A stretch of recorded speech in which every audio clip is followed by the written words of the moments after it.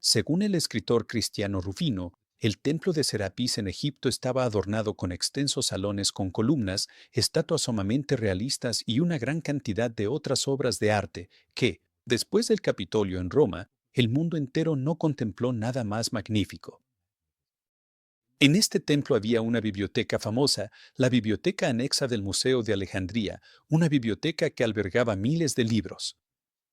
Pero aproximadamente en el año 392, los libros de esta biblioteca fueron saqueados o destruidos, el templo fue literalmente arrasado piedra por piedra, y todo el arte sagrado fue robado o destrozado.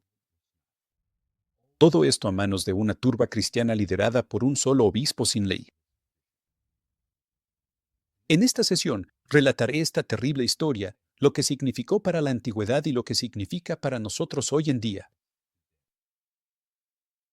Soy el Dr. David Litva y si les gusta el contenido académico gratuito, espero que se suscriban a este canal, chequen mis libros publicados y se unan a mi escuela en línea, la Academia Gnosis, donde encontrarán muchos cursos en los campos de estudios gnósticos y herméticos, el Nuevo Testamento y el cristianismo primitivo. Si buscan resúmenes de literatura académica, pueden registrarse gratis en mi sitio web, el Archivo Gnóstico. Todos los enlaces están en la descripción.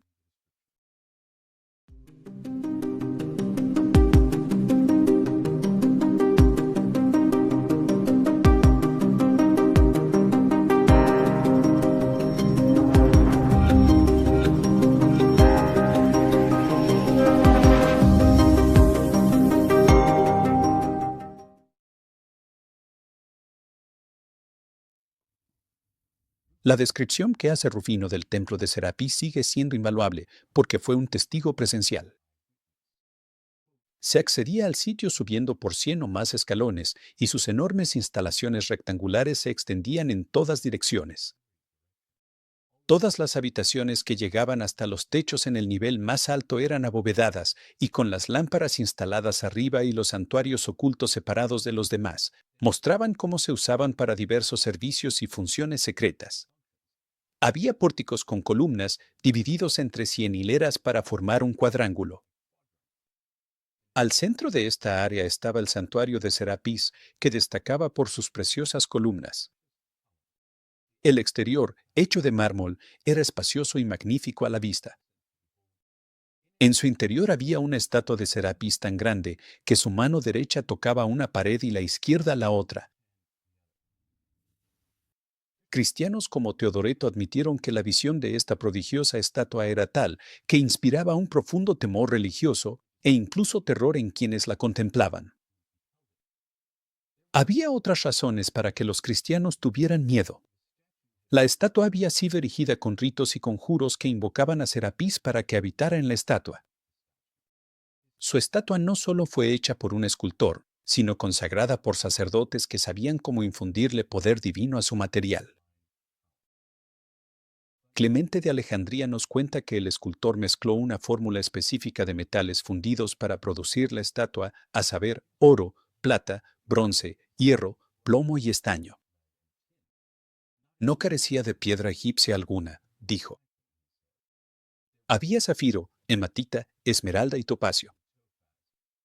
Cuando estos materiales estaban en una forma aparentemente alcalina, la reacción química los reducía a polvo y, al mezclarse, el color resultante era un azul oscuro que tiraba a ébano. Este era el verdadero de la piel de Serapis, una deidad claramente egipcia. Rufino pensaba que la estatua se había ensuciado por el humo de tantas ofrendas, pero su piel fue hecha oscura a propósito, y en la mezcla metálica también se añadió lo que Clemente llama una droga o pigmento. La palabra griega aquí es fármacon. Esta droga era un residuo que quedaba de los ritos funerarios de Osiris y el toro Apis. No se nos dice exactamente qué era, pero evidentemente era importante que la sustancia del lápiz osirificado se mezclara con la estatua de Serapis para dotarla del poder del dios. El lápiz era la imagen viviente del alma de Osiris y se pensaba que, literalmente, su sustancia hacía que la estatua cobrara vida. Rufino continuó su descripción del templo diciendo que el interior estaba cubierto con placas de oro y láminas de plata y bronce. Había una diminuta ventana orientada exactamente hacia la salida del sol. En el día señalado para que la estatua del Sol fuera llevada a saludar a Serapis, las cuidadosas observaciones de las estaciones aseguraban que, justo al entrar la estatua, un rayo de luz atravesara esa ventana e iluminara la boca y los labios de Serapis. Para quienes presenciaban el rito, parecía como si el Sol mismo saludara a Serapis con un beso. Cuando una estatua del Sol era llevada oficialmente, se colocaba debajo de un enorme imán en el techo, de tal manera que la estatua del Sol se elevaba lentamente de su pedestal, ya que estaba cuidadosamente recubierta de hierro. A principios de los años 360, el obispo Jorge de Alejandría se apoderó del recinto de Serapis, llamado el Serapeo, con la ayuda de un general local. Lo despojó de sus estatuas, dedicaciones y gran parte de su decoración, que más tarde fue restaurada por Juliano. Oyeron a Jorge quejarse de cuánto tiempo más los emperadores cristianos permitirían que el templo de Serapis siguiera en pie y al poco tiempo fue atacado en las calles. Lo despedazaron, sin que los cristianos lo ayudaran, pues lo odiaban por otras tantas razones. Como respuesta, los alejandrinos solo recibieron una severa reprimenda de Juliano, el emperador reinante. Unos 30 años después, Juliano había muerto y fue reemplazado por emperadores cristianos listos para usar la violencia y cambiar la religión del Estado. El obispo reinante de Alejandría, llamado Teófilo, estaba ocupado renovando una antigua basílica que le había sido otorgada por el Estado. Debajo de ella, descubrió pasadizos subterráneos y cavernas que contenían imágenes y artefactos de culto. Estos objetos sagrados, con décadas o quizás incluso siglos de antigüedad, podrían haber pertenecido a adoradores de Mitra o Dionisio o a ambos. Para molestar a sus enemigos, el obispo Teófilo procedió a exhibir estos objetos sagrados por las calles de Alejandría. Los helenos locales consideraron este acto como una absoluta blasfemia y una profanación de sus misterios. Según los historiadores cristianos, respondieron violentamente atacando a la turba cristiana, capturando a algunos cristianos y atrincherándose en el complejo del templo de Serapis, que estaba en una colina.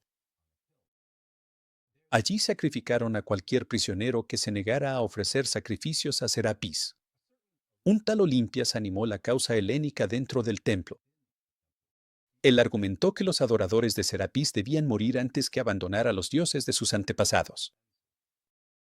Entendiendo que los helenos ya estaban desanimados por la destrucción de las estatuas de culto, les aseguró que las estatuas eran simplemente recipientes para los dioses. Los poderes que habitaban en ellas ya habían volado al cielo, presumiblemente porque toda la ciudad había sido profanada por los cristianos que adoraban a un criminal crucificado y a una cruz manchada de sangre.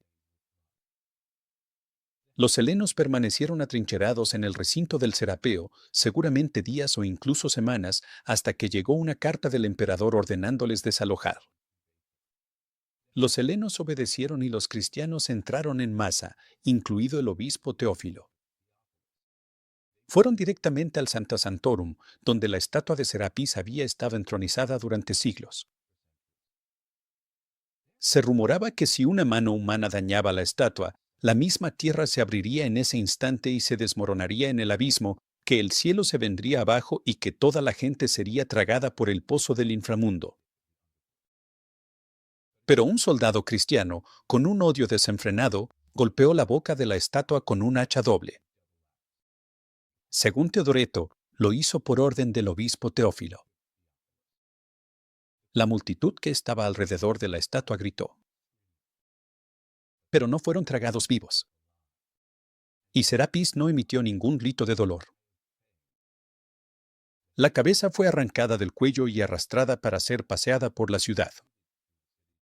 Luego, los pies y los demás miembros fueron cortados con hachas y arrastrados con cuerdas, pedazo por pedazo, cada uno a un lugar diferente. Quizá los cristianos hicieron esto porque sabían que, en la historia original de Osiris, el dios fue desmembrado por Tifón y enterrado en diferentes partes de Egipto. Pero Serapis no fue enterrado. En cambio, los pedazos de su estatua fueron quemados en distintos barrios de la ciudad. Y por último, su torso fue incendiado en el anfiteatro.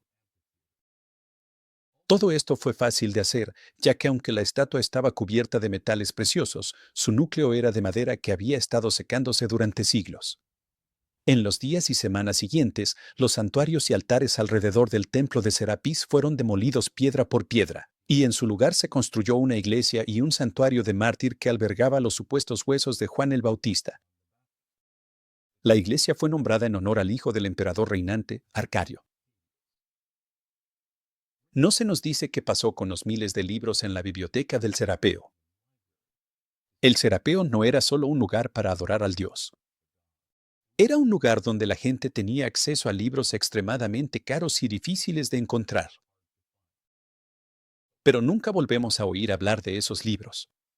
No se dice explícitamente que fueron destruidos cuando los edificios sagrados fueron demolidos. Sin embargo, parece lógico suponer que los cristianos no tendrían ninguna motivación especial para preservar la biblioteca de sus enemigos. Quizá algunos de los libros fueron robados y vendidos. Sabemos que en ese momento se robaron innumerables imágenes sagradas y ofrendas de oro y plata, y que estas ofrendas enriquecieron a Teófilo, el obispo que reclamó la propiedad del lugar. Cuando cayó el más grande y hermoso de los templos alejandrinos, Teófilo aprovechó el impulso para dirigir a la turba cristiana contra templos y santuarios más pequeños repartidos por toda Alejandría. Fue una serie sistemática de actos de vandalismo cristiano. Monjes cristianos y otros cortaron o destruyeron los bustos de Serapis que estaban ubicados en casas, paredes, entradas, en los marcos de las puertas e incluso en las ventanas. En su lugar, se pintaron cruces en los marcos de las puertas, entradas, ventanas, paredes y columnas. Este es un testimonio asombroso, ya que sabemos que había alrededor de 2.500 sitios religiosos en la Alejandría precristiana, desde nichos con estatuas hasta capillas, santuarios y templos más grandes. En palabras del escritor helénico Eunapio, los cristianos demolieron el templo de Serapis y declararon la guerra a las ofrendas del templo, logrando así una victoria sin enfrentarse a ningún enemigo. De esta manera lucharon tan encarnizadamente contra las estatuas y las ofrendas votivas que no solo las derrotaron, sino que también las robaron. No se llevaron el piso del templo de Serapis, y eso solo por el peso excesivo de sus piedras. Los cristianos se jactaban de haber vencido a los dioses y consideraban su sacrilegio e impiedad como motivo de orgullo. Después, llevaron monjes a los lugares sagrados, que en apariencia eran hombres pero vivían como cerdos. Abiertamente cometían y permitían innumerables crímenes innombrables, pero esto lo consideraban actos piadosos. Para mostrar desprecio por lo divino, encadenaron a la raza humana al culto de esclavos, y ni siquiera de esclavos honestos, pues recogían los huesos y cráneos de criminales que habían sido ejecutados por numerosos delitos, hombres que los tribunales de la ciudad habían condenado al castigo. Los hacían pasar por dioses, frecuentaban sus tumbas y pensaban que se volvían mejores al contaminarse en sus sepulcros. Llamaban mártires a esos muertos, esos esclavos en la más vil servidumbre, que habían sido consumidos a latigazos y llevaban en sus cuerpos espectrales las cicatrices de su vileza. Ahora bien, Eunapio obviamente expresa aquí el punto de vista helénico, no el cristiano, pero seas cristiano o no, también puedes lamentar la fatídica decisión de destruir el pasado en un arrebato de violencia de masas. Para acabar con el culto a Serapis, los cristianos no necesitaban destruir las estatuas ni las obras de arte. Podían reutilizarlas. Podían haber convertido el templo en una iglesia, como hicieron con muchos otros templos. Pero, movidos por el fervor religioso, eligieron el camino de la destrucción. Esto no fue solo un ataque contra los dioses, sino un ataque contra la belleza, que quizás sea la señal más clara de lo divino. Al destruir la belleza, los cristianos privaron para siempre a las futuras generaciones de contemplarla. Aunque las fuentes cristianas intentan argumentar que el emperador ordenó la destrucción del templo, eso no es cierto. El emperador autorizó el cierre del templo, no su destrucción desenfrenada, lo cual era ilegal. La destrucción del complejo del templo fue una acción de la turba, violenta y vengativa. También fue poco ética, en el sentido de que faltó al respeto y destruyó lo que otros consideraban sagrado. No tomó en cuenta los sentimientos humanos ni el debido proceso. Más concretamente, hubo un gran costo humano. La destrucción repentina del templo significó la pérdida de la cultura egipcia local. Afectó a muchas personas cuya subsistencia dependía del templo. Guardianes del templo, sacerdotes, observadores de sacrificios, adivinos y así sucesivamente. Los maestros no cristianos de la ciudad de repente perdieron sus empleos y salarios cuando fueron denunciados como paganos, y esto a pesar de que enseñaban textos helénicos como Homero y Hesiodo, su propio patrimonio cultural. El obispo Teófilo actuó menos como un siervo de Cristo y más como un mafioso. Planeó una provocación deliberada, cuya reacción luego le dio una excusa para orquestar una destrucción y robo aún mayores. Huelga decir que Teófilo se volvió extremadamente rico después de saquear ofrendas y dedicatorias de oro y plata. Parte del dinero lo usó para sobornos y así derrotar a rivales teológicos como Juan Crisóstomo en Constantinopla. Pero la mayor parte del dinero se destinó a la construcción de iglesias en la ciudad. Teófilo obtuvo un poder político increíble porque ahora era dueño de la mayor parte de los terrenos más valiosos de la ciudad, podía alimentar a los hambrientos y aprovechar la mano de obra de los pobres. Un historiador de la iglesia cuenta que Teófilo preservó una estatua de la destrucción, la del dios Simio. Se trata de Hermes Thoth, dios del conocimiento y patrón de la literatura hermética. La única razón por la que Teófilo conservó esta estatua fue porque le parecía ridícula. Los no cristianos de la ciudad quedaron profundamente conmocionados. La mayoría de ellos huyó. Escritores cristianos como Rufino argumentan que muchos de ellos se convirtieron, incluso entre los sacerdotes de Serapis. Y quizá algunos sí lo hicieron, aunque podríamos cuestionar la autenticidad de esas conversiones ante tanta violencia. Pero por trágica que fuera la destrucción de los templos, esto no habría afectado a un sincero adorador de Serapis, quien, como Olimpias, creía que los cristianos no habían destruido a los dioses, sino solo a sus avatares. Los verdaderos dioses habían volado al cielo hacía mucho tiempo. Antes de la destrucción, un profeta platonista llamado Antonino en Canopo profetizó que después de él el templo de Serapis dejaría de existir y que los grandes y sagrados santuarios de Serapis también caerían en la oscuridad y la indefinición y serían transformados. A todos les decía que los templos se convertirían en tumbas. Y esto era lógico para los helenos, porque los cristianos transformaron los templos en santuarios de mártires que albergaban partes del cuerpo de los mártires. El lenguaje de Antonino es muy parecido al que encontramos en el Apocalipsis hermético que aparece en el Asclepio, capítulos 24 al 26. Cito de mi traducción: llegará un tiempo en que se demostrará que los egipcios se esforzaron en el culto divino para nada. Toda su labor en el culto se convertirá en objeto de burla, porque todo el culto cesará en Egipto y se elevará al cielo. Egipto quedará viudo, abandonado por sus dioses, porque extranjeros vendrán a Egipto y lo dominarán. A Egipto, o mejor dicho, al pueblo egipcio, se le prohibirá adorar a Dios. Y lo que es peor, quien adore y honre a Dios y sea descubierto, recibirá la pena de muerte. Ese día, el país cuya devoción superaba a la de todos los demás se volverá impío. Ya no estaba llena de templos, sino de tumbas. No estaba llena de dioses, sino de cadáveres. Oh Egipto, Egipto, tu culto divino será como cuentos de hadas. No se creerá en tu divinidad, aunque tus obras fueron maravillosas y tus palabras sagradas. ¿Qué puedo decir sobre el pueblo egipcio? Porque ellos no abandonarán Egipto. Pero cuando los dioses abandonen la tierra de Egipto y suban al cielo, entonces todo el pueblo de Egipto morirá y Egipto quedará vacío de dioses y de su gente. ¿Por qué lloras, Asclepio? El Egipto divino recibirá males aún mayores que estos. Egipto amante de Dios, morada de los dioses, escuela de la divinidad, se convertirá en un ícono de la impiedad. Ese día no se asombrarán del mundo por su maldad, ni por su impiedad, ni lo venerarán, diciendo que no es bueno ni hermoso. No llegó a ser único ni digno de contemplación. En cambio, corre el riesgo de volverse una carga para toda la gente. Por esta razón, lo despreciarán, el hermoso cosmos de Dios, la realidad sin igual, el poder activo que posee la virtud, la visión de muchas formas, la generosidad que no es envidiosa, la plenitud de toda visión. Elegirán la oscuridad en vez de la luz. Elegirán la muerte en vez de la vida. Nadie mirará al cielo. Al hombre de Dios lo considerarán un loco. A la gente irreverente la honrarán como sabia. Al que infunde miedo lo considerarán fuerte. A un buen hombre lo castigarán como a un criminal.